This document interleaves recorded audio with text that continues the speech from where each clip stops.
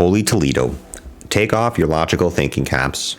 Throw your technical analysis in the garbage because Palantir Technologies might break out over $20 this week. And why this is especially important is because PLTR has one of the most critical resistance points, also being a psychological resistance point at about $20. And this is the 52-week year-to-date high for Palantir. And if we see this overcome before 2024, we could see a rally into these higher price zones that we haven't seen in a long time for Palantir. And what we see is this buying pressure, this confidence, trading volume, and even options volatility that keeps pushing this stock higher. And we're sitting on the sidelines, and I've been sitting on the sidelines asking, when are we going to see a correction? And it is not happening. All logical thinking has gone out the window. However, with Palantir, we're going to be talking about some of these catalysts for 2024. And why investors are still thinking that we are very early on PLTR. We're going to be talking about some of these key points and how this even compares to some of the big blue chip stocks. So if you're new to the channel or a returning viewer, hit the like button, subscribe for daily videos. And of course, I'm not a financial advisor. I'm just collecting all the data and dispatching it to you. Now let's quickly start with the charts here and just take a look at what's happening to Palantir. Remember last week, we had supports here in the 18s, resistance at the 19s. That resistance was tested 1, 2, 3, 4, basically 5 times. I thought we would saw a correction after resistance failed for 4 times, but no. Palantir has, remember, that large buying confidence last Friday trading session, pushing it to the 19s. And what we see here is support even being reestablished in the 19s. You see here at 1930, we have a few touch points right here. Resistance for the high on today, 1988. Now, if we zoom out on Palantir and talk about not this last quarter earnings, but the quarter before, there was a resistance, which was the year-to-date high of 2024. Once Palantir reported in-line results, we saw the correction back in here into the 15s, where Palantir does like to typically consolidate, but we're not seeing that right now. Different story here. Palantir smashes earnings, and we're seeing this new catalyst and buying pressure that is continuing on a daily basis. And if we go to the options contracts right here, you can see even with expirations by the end of this week, we have volumes over 30,000 for the $20 strike price. Continue into next week, you're still seeing these volumes, these call volumes that are really outpacing some of these put volumes above the 20s, and even lots of call volumes into the 20.5, $22.50 strike price. Now, if we talk about Palantir and what are some of these key fundamentals that are continuing to push Palantir to these higher prices? And with that being said, even though we do have the bulls that are backing Palantir right now, what we also have is strong strength within the actual company itself. We have emotion, we have momentum, buying pressure, supported with the great metrics on the actual balance sheet for PLTR. And if we talk about that, looking at the GAAP net income, and we're going to be talking about one of the key catalysts that really has pushed Palantir, I think in my opinion, to these higher highs. Now, talking about the first one is the GAAP net income, is that they have reported a GAAP net income of $72 million, which equates to a 13% margin, marking the 4th consecutive quarter of GAAP profitability. And as we know, with that 4th quarter of GAAP profitability, this brings and fulfills the criteria for inclusion into the S&P 500, which, think of all the indexes that do follow the S&P 500, can bring lots of buying pressure to PLTR and also helps bring maturity to the company.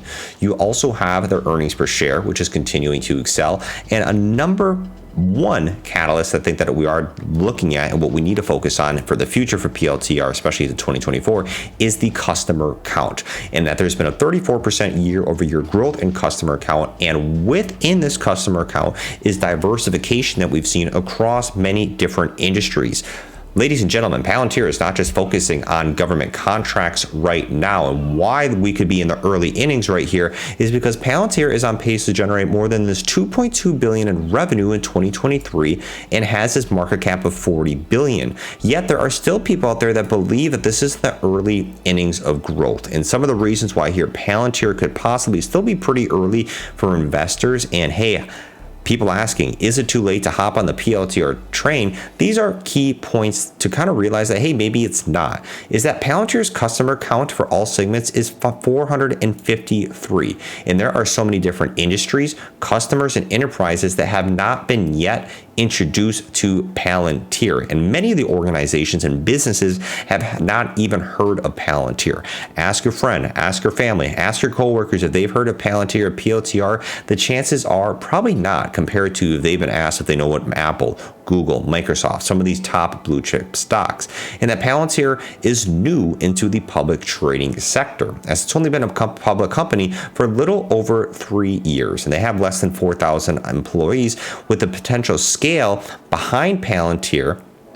Even with just their first year of GAAP profitability, you can see where this stock still has the opportunity to grow. And if you look at the customer count here, this is growing. The commercial customer count is growing. And talking about the actual financials is that they have $3.3 billion in cash, including cash equivalents. And the fact that we are seeing and talking about this, the key catalyst that is really bringing a lot of customers to the table for PLTR is their go-to-market strategy, which is the AIP Bootcamp. And if you guys don't know what the AIP Bootcamp is, the AIP software is what has recently been bringing a lot of traction to Palantir Technologies. And the Bootcamp allows these possible clients to test the product for $0 and claims that they can bring a zero to a use case within 5 days. And this is condensing their previous business metrics. And that was basically, how do we bring prospective clients and to bring more tangible exposure to these clients? And how do we expand this in a more exponential way? And that's where the AIP Bootcamp does come into play, because it's a lot more attractive for possible clients to say, hey, I'll test this for free. If I don't find any value out of it, I don't have to use it. You have nothing to lose in terms of the actual theology and the psychology behind the free trial of the AIP Bootcamp.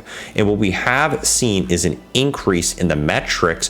Talking about that is that Palantir's overall customer growth has averaged adding over 100 customers annually for the last 3 years.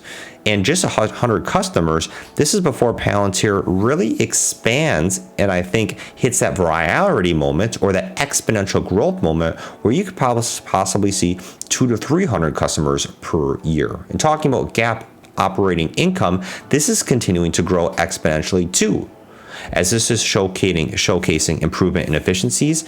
And talking about this from the solutions perspective, we're seeing growth in not just AIP, but they're also sales. Remember, Palantir doesn't just have AIP. They have Foundry, Gotham, and Apollo. They have many different types of software platforms that can all be tested and that can bring exposure, and these clients can even utilize more than just one software. And this is why many people, including the writer here of this article on Seeking Alpha, are very bullish on the long-term trajectories of Palantir. But also, we do need to be in focus and really not get too far ahead of ourselves, because there was a decent gap here that was created for Palantir. After these Q3 earnings were released, Palantir immediately shot from 14 up here into the 18s. And this is why there's a lot of speculation and volatility and people waiting for profit taking and possibly a correction coming into Palantir, even though there has not been one. This doesn't mean that this is not going to happen. This is entirely a possibility where Palantir could have a correction back into these areas if there are a bearish potential that could possibly take over, any negative news in the media, or anything that could push this stock down that could include macroeconomic variables such as changes in the interest rates, such as a change or possibly sell-offs in the actual artificial intelligence sector that could be caused by different types of things such as politics, regulation. So there's many different factors that do have an overall influence on Palantir, and that's just something that nobody can predict, and that's where the speculation does come in the stock. However, looking in terms of a long-term growth metric or on the 5 to 10 year horizon, Palantir is looking great. So we'll be keeping it on our sidelines, watching all the time and keeping you guys updated. Thank you guys so much for watching. Peace out, and I'll catch you guys later.